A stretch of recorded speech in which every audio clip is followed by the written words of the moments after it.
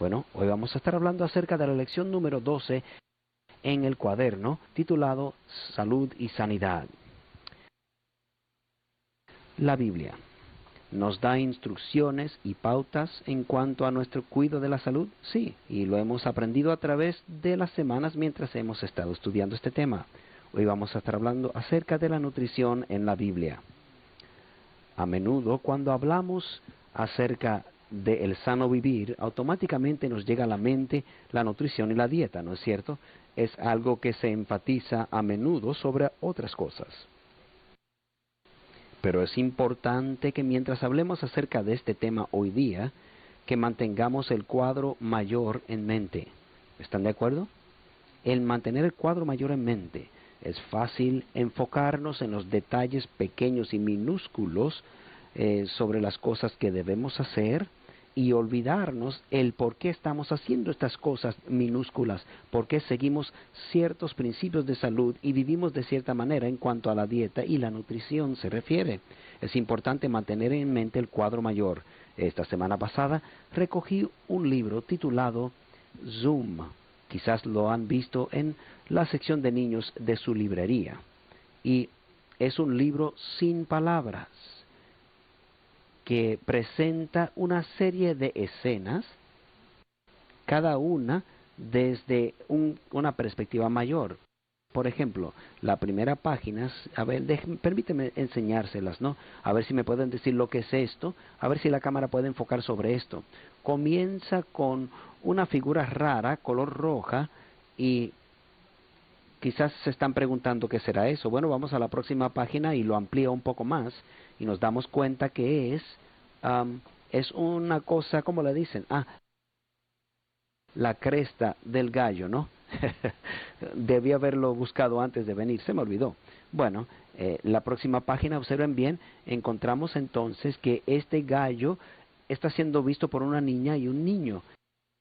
Y vamos a la próxima página y amplía aún más, y se ve que estos dos niños están dentro de esta casa de juguete, y amplía un poco más, y voy a pasar varias páginas más, y finalmente nos damos cuenta que hay un cuadro con muchos diferentes casitas y una niña jugando con esa casita de juguete, ¿no? Y vemos aún más que esa niña está sobre la carátula de una revista y se ve otra cosa más.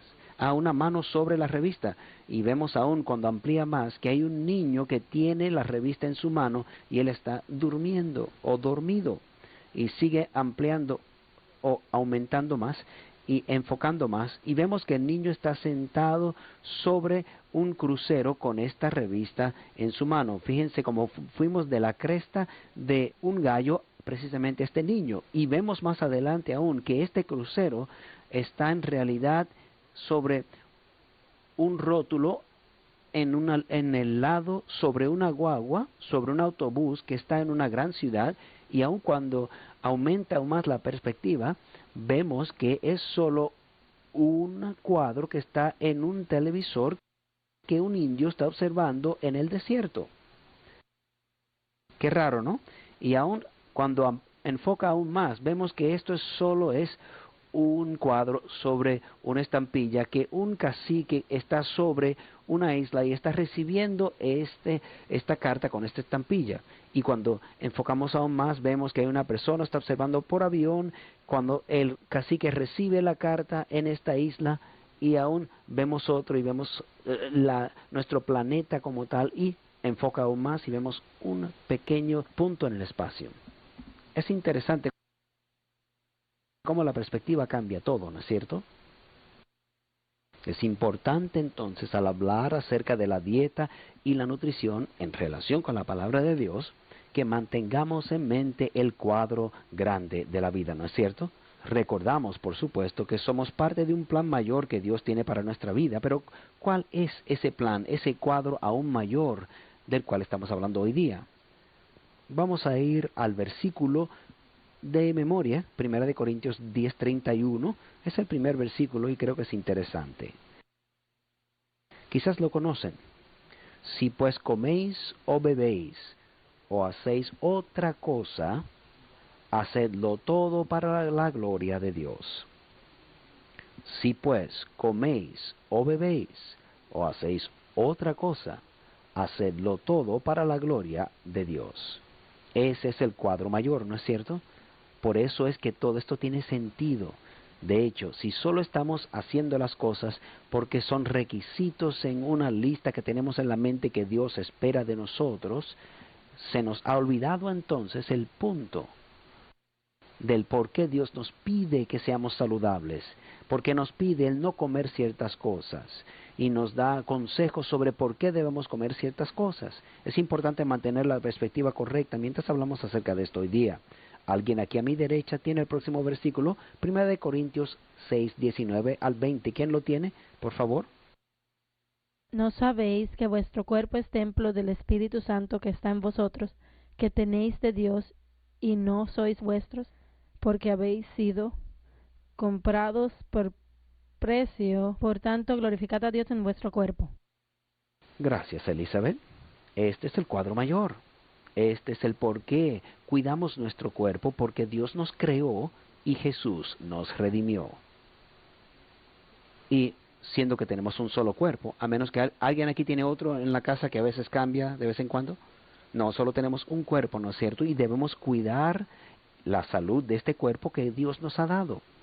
La realidad es que somos seres físicos y aún en nuestra relación con Dios, de alguna manera, se lleva a cabo a través de este ser físico que somos. No podemos dividir nuestra espiritualidad de nuestro cuerpo físico, ¿no es cierto? Por lo tanto, todo se une cuando pensamos sobre el hecho de que Dios nos creó y número 2, Jesús murió para redimirnos y para mantener esa relación con Él. Y para hacerlo necesitamos hacerlo en este cuerpo que Él nos ha dado. Dios le interesa nuestra salud, Él quiere que tengamos esa conexión con Él y Él también desea que vivamos una vida saludable y feliz sobre esta tierra para glorificarlo a Él. Bueno, vamos a hablar acerca de cuál fue el plan original de Dios. Vamos al primer libro de la Biblia donde todo comenzó, el libro de Génesis. Justo allí en el capítulo 1, Génesis capítulo 1, vemos el plan original de Dios para la raza humana y su dieta, lo que debemos comer, lo que Dios creó para nosotros comer. Génesis capítulo 1, y vamos a mirar los versículos del 26 al 30. Vamos a leerlos juntos. Dice, y dijo Dios, he aquí yo os he dado toda planta que da semilla, que está sobre toda la tierra. Comencé en el 29. Vamos a regresar, versículo 26. Entonces dijo Dios, hagamos al hombre a nuestra imagen, conforme a nuestra semejanza, y señoree en los peces del mar, en las aves de los cielos, en las bestias y en toda la tierra, y en todo animal que se arrastra sobre la tierra. Y el versículo 27, creó Dios al hombre a su imagen de Dios los creó, varón y hembra los creó. Y los bendijo Dios y les dijo, fructificad y multiplicaos, llenad la tierra y sojuzgadla, y señoread sobre los peces del mar, en las aves de los cielos y en todas las bestias que se mueven sobre la tierra. Y dijo Dios, he aquí yo os he dado toda planta que da semilla, que está sobre toda la tierra, y todo árbol en que hay fruto y que da semilla, os serán para comer. Y a toda bestia de la tierra, y a todas las aves de los cielos, y a todo lo que se arrastra sobre la tierra en que hay vida, toda planta verde les será para comer. Y fue así. Entonces, la dieta original de la raza humana consistía ¿de qué? Frutas y nueces, ¿no es cierto? Y en realidad, si pensamos en lo que Dios nos dio al comienzo, pensemos en un banana o una manzana. Y obsérvenlo bien. Si miramos estos paquetes increíbles que Dios creó, piénsenlo un momentito. Aquí justo tenemos diferentes nutrientes y diferentes cosas que nuestro cuerpo necesita, como la fibra y los carbohidratos y cosas así como esas, ¿no? Aquí justo en un solo paquetito el Señor nos dio convenientemente, lo puso allí y realmente crece naturalmente de la tierra. ¿Cómo podemos mejorar esto aquí? No podemos, ¿no? Ni un McDonald's puede ser mejor que esto, ¿no es cierto? Dios no le dijo a Adán y Eva, mira, mañana se levantan temprano y van 3 cuadras a la derecha, 2 árboles a la derecha, a la izquierda, y van a ver allí entonces los arcos de oro. Allí van a comer. No, la comida estaba donde quiera, habían árboles donde quiera, ¿no es cierto? un guineo, por ejemplo. Aquí tenemos suficiente potasio para que el cuerpo pueda recuperarse después de hacer ejercicio. Todas cosas buenas aquí justamente empacadas en este pequeño tamaño que Dios nos ha dado. Le digo, ¿no es Dios maravilloso? Justo en el comienzo. O sea, la dieta original de las personas consistía en las frutas y las nueces, y para los animales, las plantas verdes, ¿no es cierto? Y después de la caída, a los humanos se les dijo que comieran también de las plantas verdes. Génesis 3:18 lo dice así. La ciencia hoy día,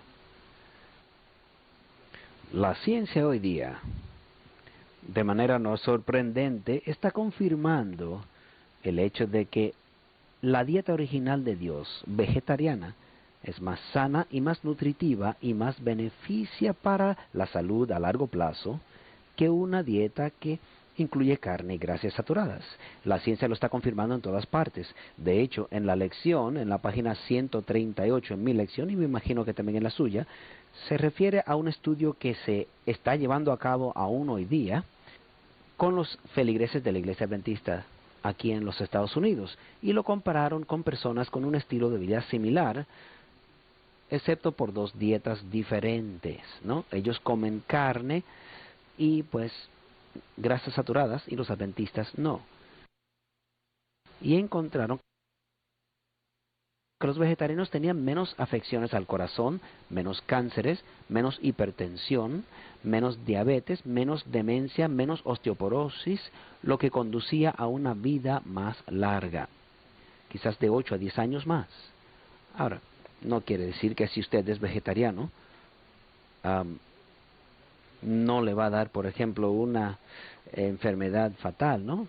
O que todos los vegetarianos viven de 8 a 10 años más largo, no es lo que está diciendo. Pero en el promedio, a través de los diferentes tipos de personas, es evidente que una dieta vegetariana es mejor y más sana para nuestros cuerpos que otras clases de comidas. Si vamos a la librería hoy día, o sea, Barnes Noble o cualquier otra, encontrarás libros de todas clases sobre la vida vegetariana, el vivir una dieta vegetariana. Es más y más común y popular porque las personas se están dando cuenta que es mejor manera de vivir. Ahora, si usted lo está preguntando, ¿cómo es que yo lo hago? Quizás lo ha pensado anteriormente o quizás es nuevo para usted.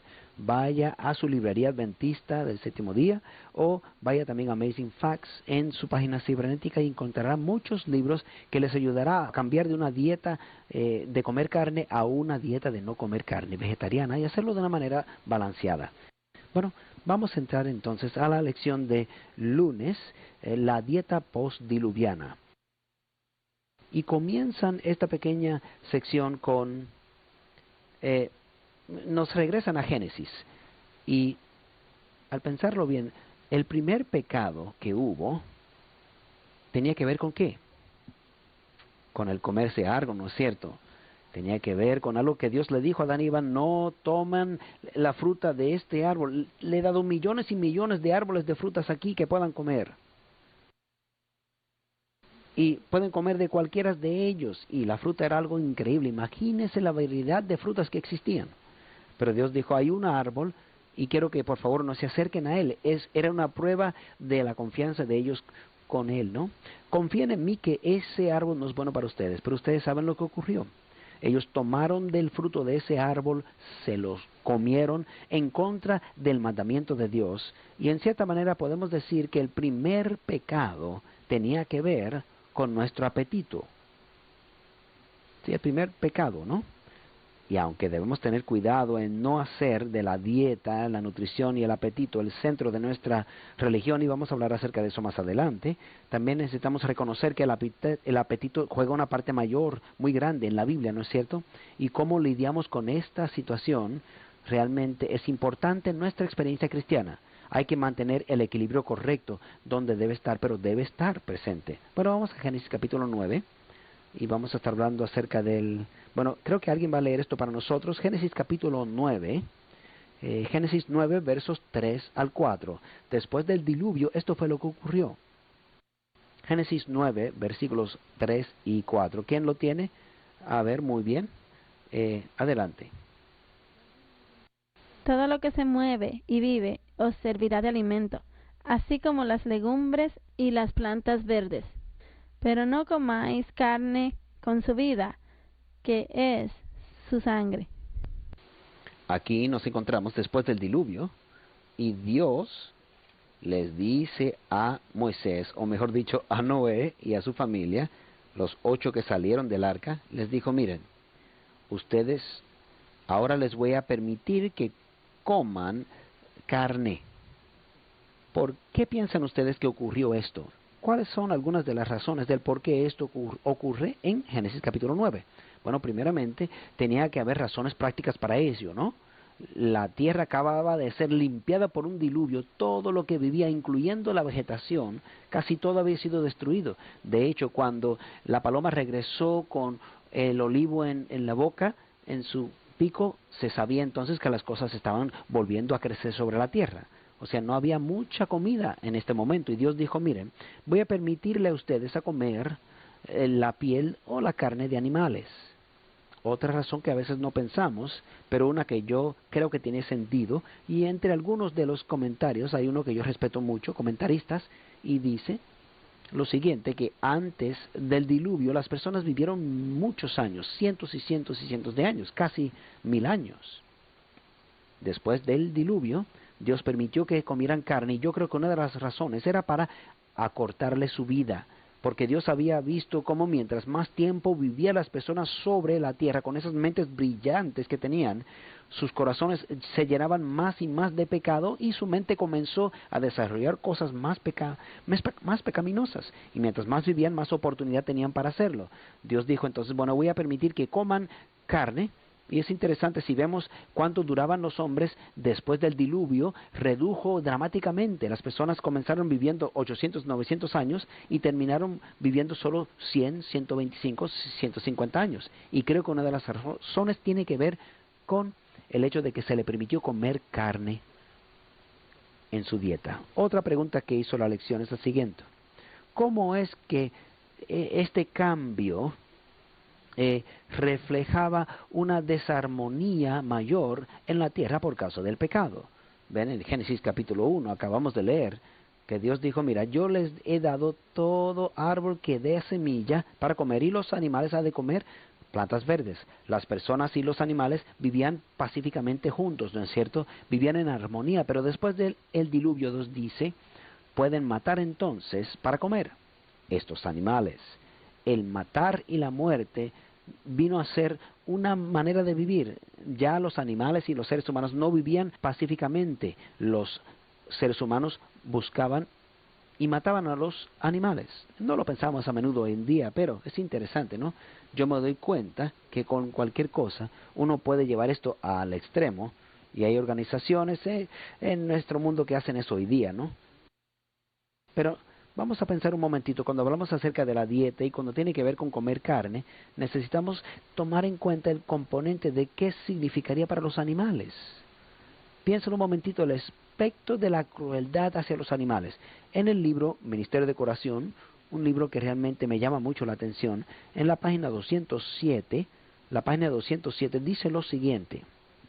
Pensemos en la crueldad hacia los animales que entraña la alimentación con carne, y en su efecto en quienes los matan y en los que son testigos del trato que reciben. ¿Cuánto contribuye a destruir la ternura con que deberíamos considerar a estos seres creados por Dios? Fueron creados por Dios, ¿no es cierto? Y dice lo siguiente. La inteligencia desplegada por muchos animales se aproxima tanto a la de los humanos que es un misterio. Los animales ven y oyen, aman, temen y padecen. Experimentan un apego tal para el hombre que no desaparece sin gran dolor para ellos. ¿Qué hombre de corazón puede, después de haber cuidado animales domésticos, mirar en sus ojos llenos de confianza y afecto, luego entregarlos con gusto a la cuchilla del carnicero? ¿Cómo podrá devorar su carne como si fuese exquisito bocado?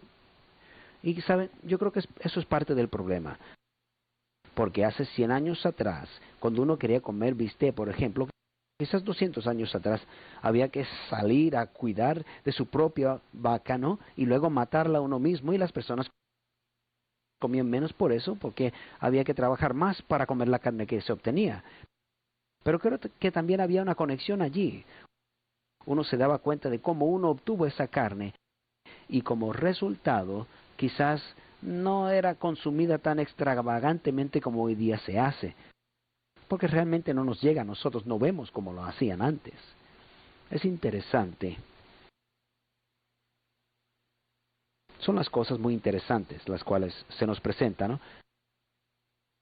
Creo que los cristianos debemos estar claro en cuanto a esto, ¿no? Regresando a la lección, Génesis capítulo 7, vamos a regresar a Génesis capítulo 7, Dios nos dio ciertas instrucciones allí, ¿no?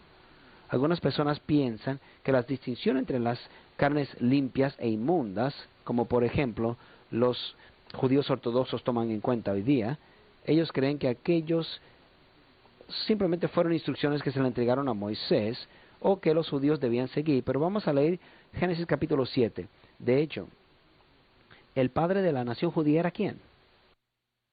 ¿Quién? Abraham, ¿no es cierto? Sí, fue Abraham.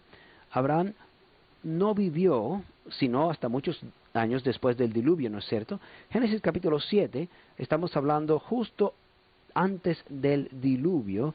Noé está escuchando a Dios diciéndole lo siguiente: antes de que naciera cualquier judío o que existiera Abraham. Dijo luego Jehová a Noé: entra tú y tu casa en el arca, porque te he visto justo delante de mí en esta generación. De todo animal limpio tomarás 7 parejas, macho y su hembra, mas de los animales que no son limpios, una pareja y el macho y su hembra. También de las aves de los cielos, 7 parejas, macho y hembra, para conservar viva la especie sobre la faz de la tierra. Antes del diluvio, entonces, las personas conocían la distinción entre lo inmundo y lo limpio. De hecho, la Biblia lo menciona de una manera ligera, como si fuese ya conocido entre ellos. Sí, hay animales que son limpios y otros inmundos. Y en este caso, quizás se debía a las razones de sacrificio, porque solo Dios aceptaba animales limpios para sacrificar, o quizás hasta este punto Dios tampoco permitía que se comieran los animales, pero después del diluvio encontramos que esta distinción continúa. Génesis capítulo 8, versículo 20 lo dice claro. Dice así, el versículo 20, Génesis 8, 20. Y edificó Noé un altar a Jehová, y tomó de todo animal limpio y de toda ave limpia, y ofreció holocausto en el altar. Esta distinción era muy conocida en aquel entonces, y Dios aparentemente le había instruido a las personas referente a ella. ¿Cómo es entonces que estos versículos descartan la idea de que la distinción entre carnes limpias e inmundas comenzó con la nación judía? Primero, se menciona como si fuese algo conocido en aquel entonces. Segundo, se encuentra en la Biblia mencionado mucho antes de que los judíos existieran, Abraham siendo el padre de la nación judía. Y tampoco se identifican con una conexión a una ley ceremonial o rito. Más adelante, en Levíticos capítulo 11 y Deuteronomio capítulo 14, Dios dio instrucciones claras en cuanto a lo que se identificaba como algo limpio y algo inmundo. Y se puede identificar esas distinciones. Dios se las dio a los judíos en aquel entonces para refrescar su memoria referente a lo que ya conocían anteriormente. Ahora, hacemos la pregunta: ¿cuáles fueron las razones para estas distinciones? Y muchas personas, ¿saben? Teólogos y científicos debaten mucho cuáles eran las razones. Pero aparenta ser que pueden estar todos de acuerdo, y todos están de acuerdo que tenían que ver con la salud. Fue por la salud que Dios dio estas distinciones. Muchos de los animales inmundos son... y yo entiendo que la Marina norteamericana tiene un libro de supervivencia, y allí dice algo así. Si te encuentras en una isla, por ejemplo, que no sabes qué comer y estás tratando de sobrevivir, aquí hay una regla fácil. Si tiene escamas y aletas, cómetelo, porque está bien comerlo. Y si no, no se lo coma. La Biblia dice lo mismo, es bastante sencillo, referente a lo que son los animales marítimos. Ahora, cosas como las ratas, los puercos, las aves de rapiña, esas cosas en general son aquellos que comen basura y cosas que no queremos tener en nuestro cuerpo, por supuesto. Ahora, ¿constituyen cosas saludables para comer? Absolutamente no. Si creemos que Dios quiere que cuidemos de nuestra salud, tiene sentido que Él nos dé estas distinciones para mostrarnos qué cosas son buenas para nuestro cuerpo y qué cosas no son apropiadas para comer. Hay una cosa que no mencionamos. Génesis capítulo 9. Regrese conmigo, por favor, a Génesis capítulo 9. Lo leímos anteriormente. Quiero señalar lo siguiente. Los cristianos a menudo se olvidan de esto, pero se encuentra en la Biblia. Y si vamos a seguir la Biblia y lo que dice en cuanto a la salud, tenemos que tomar esto en cuenta también. Es importante. No solo porque Dios lo dijo, sino porque también afecta a nuestra salud. Génesis 9, versículo el versículo 4. Pero carne con su vida, que es su sangre, no comeréis. Interesante. Entonces, si eres un judío ortodoxo que cree que solo se debe comer comida kosher, usted no comerá carne, ¿no es cierto? No comerá, sangre, y eso es bíblico, no tan solo para los judíos, sino también para los cristianos. ¿Sabían eso? Más adelante, en Levítico, capítulo 17, vayan un momentito conmigo allí, Levítico capítulo 17, versículo 14, esto es lo que dijo Dios: porque la vida de toda carne es su sangre, por tanto, he dicho a los hijos de Israel, no comeréis la sangre de ninguna carne, porque la vida de toda la carne es su sangre, cualquiera que comiere de ella será cortado. Eso fue un mandamiento muy claro dado a la nación de Israel de aquel entonces. Y ustedes están diciendo, muy bien, yo no estoy seguro, quizás fue una de esas leyes de dietas o ceremoniales que de alguna manera solo aplicaba a los judíos. Vamos entonces a Hechos capítulo 15 para enseñarles algo. Hechos capítulo 15. Este fue el primer consejo que recibió la iglesia primitiva. Y como los apóstoles y el pueblo de Dios se reunían, ellos estaban considerando la cuestión de la circuncisión, si los gentiles debían circuncidarse o no. Y llegaron a la conclusión de que no necesitaban circuncidarse para ser salvos. Y se puede leer más adelante es eso. Pero miren lo que sí dijeron. Hechos capítulo 15, versículo 28. Dice, porque ha parecido bien al Espíritu Santo y a nosotros no imponernos ninguna carga más que estas cosas necesarias. Versículo 29. Que os abstengáis de lo sacrificado a ídolos, de sangre, de ahogado y de fornicación, etcétera, etcétera. O sea, el alejarse, abstenerse de la sangre, ¿se encuentra en la Biblia en el Nuevo Testamento, sí o no? Sí. Entonces, si los cristianos han de seguir la Biblia en cuanto a lo que dice de comer carne, debemos entonces comer carnes limpias, kosher, ¿no? Porque es lo único que permite la Biblia comer, ¿no? Y uno está pensando, bueno, eso es algo legalista, ¿no es cierto? Yo no lo creo así. Creo que tiene que ver con la salud, porque la ciencia nos dice que la manera en que se intercambian las enfermedades es a través de la sangre y las grasas, y la Biblia también menciona las grasas en otros lugares. Vamos a hablar acerca del Nuevo Testamento. Vamos a ir a la lección del martes y nos quedan algunos minutos y voy a pasar lo más rápido posible sobre esto. La distinción entre lo inmundo y lo limpio, cambiada en el Nuevo Testamento, todavía era importante lo que ellos comieran. Bueno, yo quiero presentar esto no de una manera en que esto tenemos que hacerlo, sino desde el punto de vista mayor. Estamos hablando acerca de cuidar el cuerpo, el templo que Dios nos ha dado, ¿no es cierto? ¿Quiere Dios que seamos saludables? Sí. Si vamos a tercera de Juan, capítulo 1, lo dice claramente, el versículo 2, amado, yo deseo que seas prosperado en todas las cosas y que tengas salud. Y Dios quiere que seamos saludables. Por lo tanto, no nos alleguemos a esto pensando que es algo legalista, sino que cuando Dios hizo la distinción entre lo limpio y lo inmundo, el no comer sangre y la grasa y comer vegetales y cosas saludables, Dios lo permitió y lo dijo claramente así. Estas reglas fueron implementadas, este consejo, para que fuésemos saludables. ¿Qué dice Primera de Timoteo capítulo 4, del 1 al 5 nos dice? ¿Qué es lo que nos dice Primera de Timoteo capítulo 4? Creo que alguien va a leer esto. Los versículos del 1 al 5. Primera de Timoteo 4, del 1 al 5, por favor. Y quiero que piensen un momentito al leer este versículo en lo siguiente. ¿Quiere decir que ahora podemos comer cualquier cosa o que debemos comer todo? Primera de Timoteo 4, del 1 al 5. El Espíritu dice claramente que en el último tiempo algunos se apartarán de la fe, escuchando a espíritus engañadores y a doctrinas de demonios. Con hipocresías hablarán mentira, teniendo cauterizada la conciencia.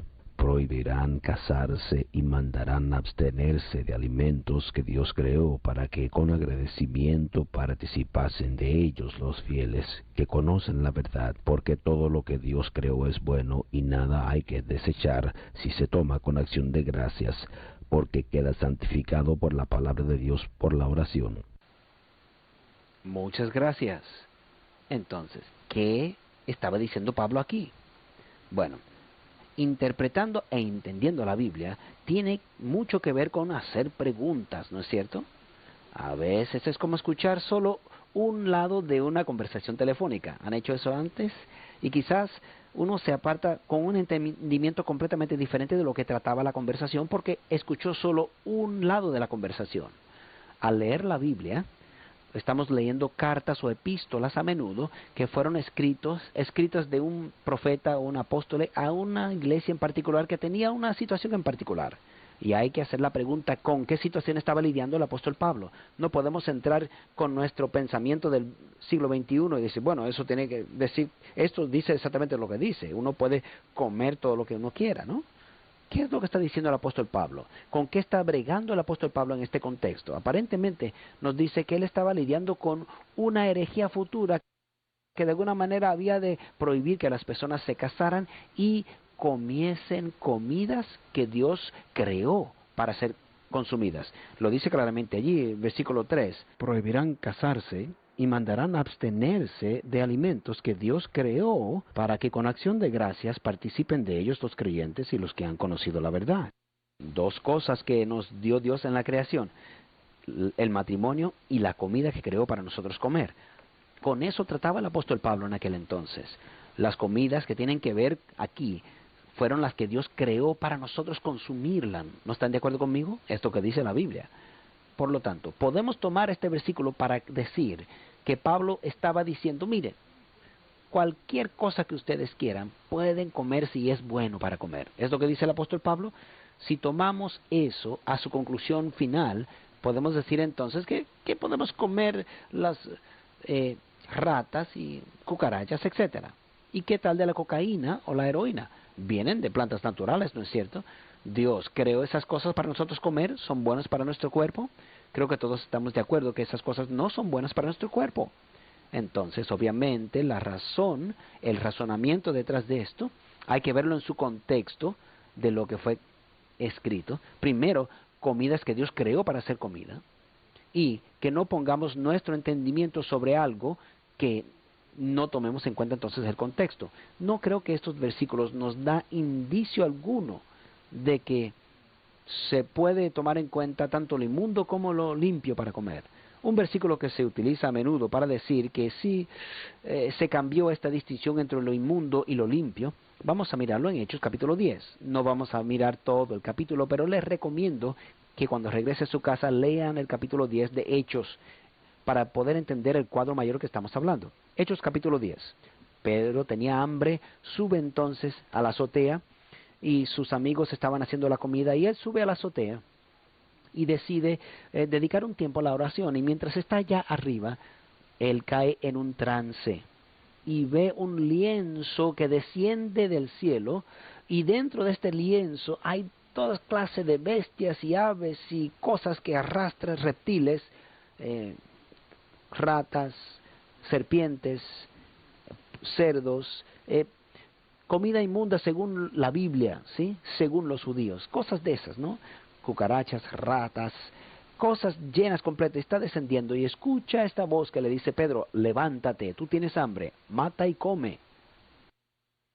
Y Pedro responde, no, Señor, porque nunca he comido cosa inmunda. No, eso es horrible, yo no quiero comer eso, Señor. Otra vez, lo ocurre 3 veces. Levántate, Pedro, mata y come.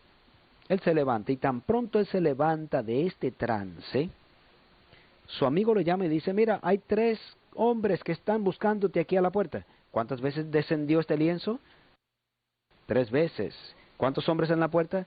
3. ¿Cree que está relacionado eso? En la puerta entonces Pedro desciende y adivina quién está allí esperándole. 3 hombres, y no hombres cualquiera, 3 gentiles. Importante entender ese hecho, porque aquellos que utilizan este pasaje para decir, bueno, Dios dio una revelación para decir que todo está limpio y todo se puede comer, hay conclusiones ilógicas a las cuales llegamos si aceptamos eso, ¿no? Se le olvida algo bien importante, se le olvidan que los judíos miraban a los gentiles como inmundos, sí, no se atrevían ni a entrar a una casa con una persona que no estaba circuncidada, y así era la cosa, ¿no? Pedro, ¿vas a permitir que estos hombres entren a la casa de tu amigo? ¿Vas a asociarte con él? Era la pregunta. Esto es lo que dice o explica Pedro a aquellos que le criticaron al ir a la casa de Cornelio con estos 3 hombres. Él entró a la casa de un gentil. Pedro no debió haber hecho eso. Y lo encontramos en Hechos capítulo 10, versículo 28, lo que dijo Pedro. Y les dijo, Hechos 10, versículo 28, vosotros sabéis cuán abominable es, según la tradición judía, para un hombre judío juntarse o acercarse a un extranjero.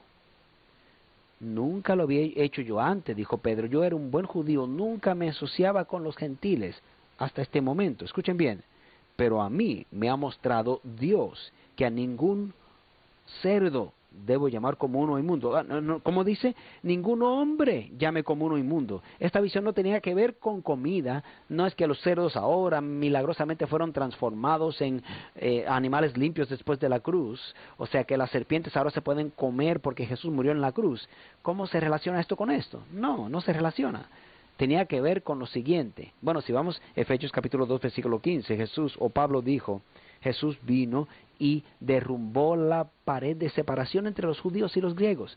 Ya no hay esta distinción ceremonial entre los judíos, deben quedarse en el templo y los judíos están fuera porque no están circuncidados. Pablo dice, ya eso culminó en Cristo Jesús. Él une a todos en uno, porque todos los que son de Cristo son herederos de Abraham, simiente de Abraham y herederos según la promesa, según dice Efesios capítulo 3. Dice claramente otra vez, vosotros sabéis cuán abominable es para un varón judío juntarse, acercarse a un extranjero, pero a mí me ha mostrado Dios que a ningún hombre llame común o inmundo. El capítulo claramente se explica el mismo y Pedro lo explicó claramente lo que él entendía que era la visión. Y tenía que ver con derrumbar la distinción entre lo limpio y lo inmundo, pero personas, no animales. Bueno, lea ese capítulo más adelante y mira el contexto completo y creo que estará de acuerdo con la conclusión que yo he encontrado, al igual que otros. Bueno, continuando para ir al fin, dice la lección del miércoles lo siguiente. Aquí hay un punto importante. El estudio de la lección del miércoles nos dan el versículo de Proverbios 23 del 19 al 21. Proverbios 23 del 19 al 21, y dice así, oye, hijo mío, y sé sabio, y endereza tu corazón al camino. No estés con los bebedores de vino, ni con los comedores de carne, porque el bebedor y el comilón empobrecerán, y el sueño hará vestir vestidos rotos. Entonces, los autores de la lección preguntan, ¿qué importante principio de salud hay en este texto? ¿Cómo podemos aplicar estos principios en el área de nuestra salud y de la temperancia? Y creo que un principio importante que veo yo aquí es el principio de moderación, conocido también como la temperancia. La palabra temperancia proviene del término latín temperencia, que significa pues moderación. Y la Biblia, al leerla, vemos que la Biblia prohíbe el emborracharse. Y yo conozco a personas que dicen, mira, yo no me emborracho, yo solo tomo un poco. Y yo sé que la semana antipasada, pues la lección habló acerca del alcohol y ustedes ya lo estudiaron. Pero mi pregunta es la siguiente, ¿en qué momento se emborracha uno? ¿Es después de un trago solamente o 2 tragos, 3? ¿En qué momento se embriaga uno según la Biblia? Aún un trago o menos puede afectar nuestra habilidad de tomar decisiones sabias. puede ennublecer la mente. ¿Queremos nuestra mente ennublecida como cristianos que están tratando de seguir a Cristo Jesús y resistir las tentaciones de Satanás? Creo que no. La Biblia entonces no permite la embriaguez. ¿Cómo podemos aplicar este principio de la temperancia a nuestras vidas hoy? Y aquí dos cosas. Número uno, creo que podemos evitar lo que conocemos que es dañino y no nos hace bien. No nos hace bien. ¿Están de acuerdo? Bueno, ¿por qué necesito fumar marihuana? No me hace nada bien. Muy bien. Y cuando tiene que ver con cosas buenas, ¿aún necesitamos ser moderados con las cosas buenas? Absolutamente.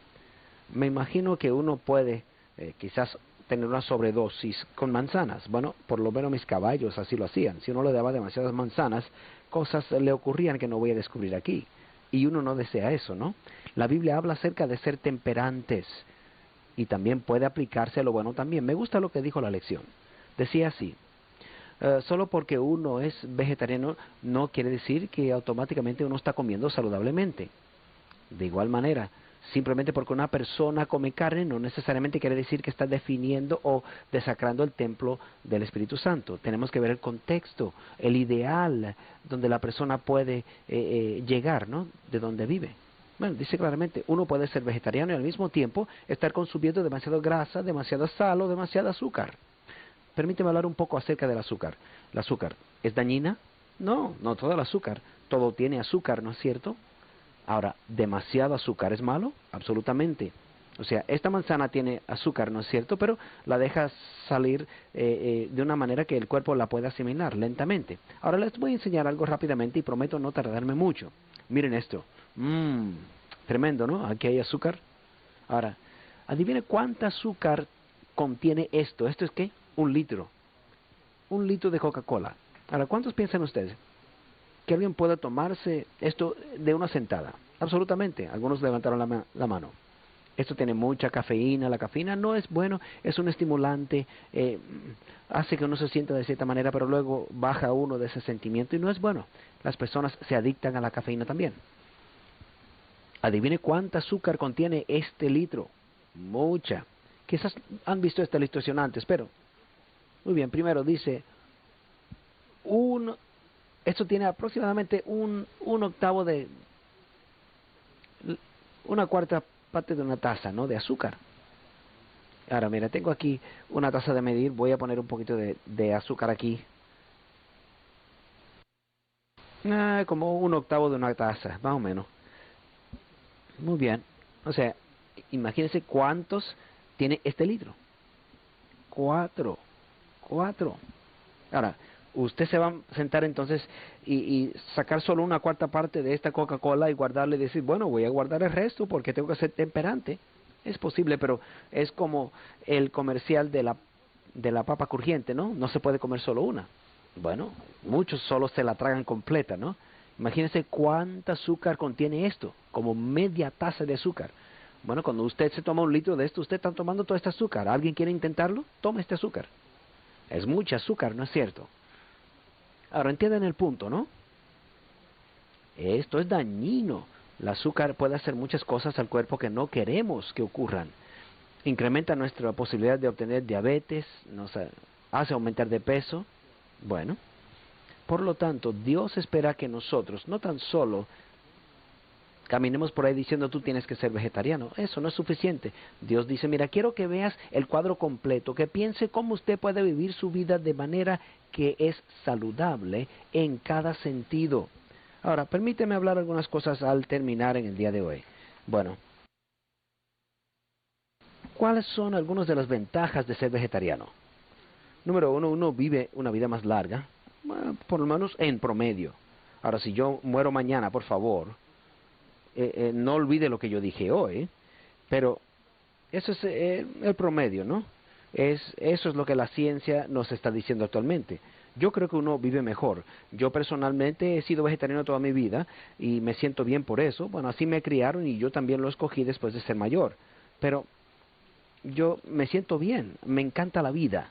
Y lo que yo me he dado cuenta es que los vegetarianos generalmente ahorran dinero. Ahora, no es cierto con las comidas rápidas, y estamos de acuerdo con eso. Uno va para McDonald's, uno puede comprar una hamburguesa aún más barata que un emparedado cuando uno lo compra en un restaurante vegetariano. Pero cuando uno va al supermercado, los vegetales usualmente son menos o valen menos que un bistec. Cuando uno va a un restaurante, cuando ordeno en restaurantes platos vegetarianos, pago quizás un 15% menos que los que comen carne. Uno puede ahorrarse dinero siendo vegetariano entonces. Un versículo más para el día de hoy. Romanos 14:17. La Biblia nos dice lo siguiente. Porque el reino de Dios no es comida ni bebida, sino justicia, paz y gozo en el Espíritu Santo. ¿Decimos amén a eso? Mire, hoy no estamos hablando acerca de la salvación por el vegetarianismo. Uno no va a alcanzar el cielo por no comer algo o porque comió lo otro. Alcanzaremos el cielo porque somos salvos a través de la fe en la gracia de Cristo para salvarnos, ¿no es cierto? Pero ¿espera Dios que cuidemos el cuerpo que Él nos ha dado para ser buenos mayordomos? Sí. La dieta no debe ser el enfoque de nuestra vida, no debe ser el centro de nuestra religión, debe ser Cristo Jesús. Amén. La obediencia por sentirse mal le hará más daño que posiblemente el ser feliz y hacer todo lo posible bajo las circunstancias, ¿no es cierto? Ahora, yo he conocido muchos vegetarianos que actúan como el diablo, y no quiero ser malo, pero es cierto. Tengamos cuidado, ¿no? Al pensar en esto, el no pensar que otros no son tan santos como tú porque no están haciendo lo mismo que tú. Pero tampoco le quites o le restes importancia porque piensas que no tiene importancia, porque la Biblia sí lo señala como importante. Me gusta lo que dijo la señora White hace un tiempo atrás. Dijo lo siguiente en Testimonios, tomo 9, página 159. Dice así: no demarcamos ninguna línea precisa para seguir en la dieta. No hay que ser vegetariano para ser adventista del séptimo día. Pero sí decimos que en los países donde existen en abundancia las frutas, los granos y las nueces, donde uno puede recibir una buena dieta balanceado, la carne no es la comida apropiada para el pueblo de Dios.